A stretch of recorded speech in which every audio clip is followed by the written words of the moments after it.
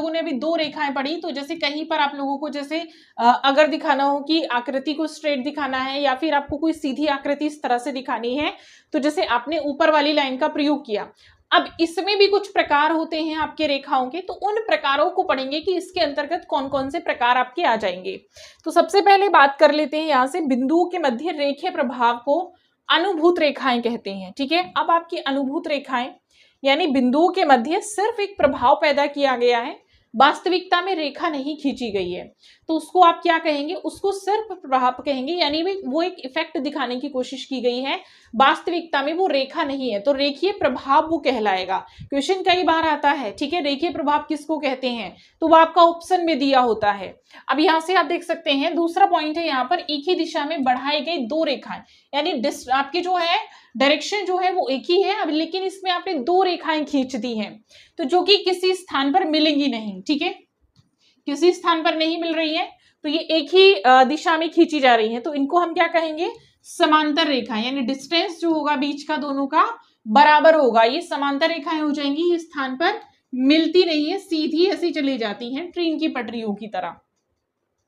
एक ही स्थान पर बढ़ाई गई रेखाएं एक दिशा में आकर मिल जाए। अब ये इसका अपोजिट है, यानी जो आप लोगों की समानांतर रेखाएं थी, अब इसका अपोजिट क्या होगा कि ये तो मिल नहीं रही थी लेकिन ये मिल जाए। ठीक है, तो ये एक ही दिशा में आकर मिल जाए, और तो ये क्या कहलाती है, अपोजिट यानी असमांतर रेखाएं।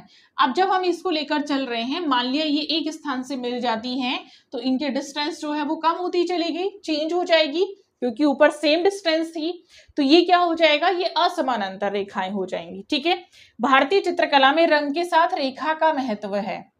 ठीक, किसका महत्व है, रंग का, क्योंकि आपने रेखाओं से आकृति का निर्माण किया। अब रंगों के बिना चित्र अधूरा हो गया, क्योंकि रंग आप भरेंगे, तो जैसे आपने देखा ना, विंची ने अपनी मोनालिसा जो पेंटिंग बनाई थी उसमें रंगों के माध्यम से, टोन के माध्यम से ही उन्होंने क्या किया, 3D इफेक्ट दिखाया है।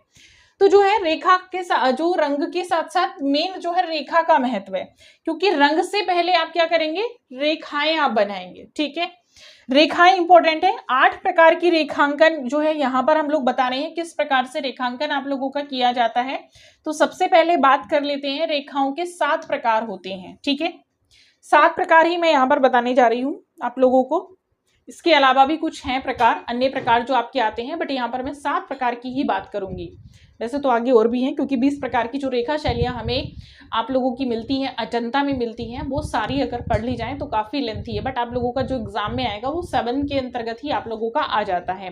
तो मैं यहाँ पर 7 कराने जा रही हूँ, और इसका जो PDF है आप लेने के लिए, जो आप लोगों का टेलीग्राम ग्रुप है, व्हाट्सएप भी ग्रुप है, उसमें शेयर कर दिया जाएगा, तो वहाँ से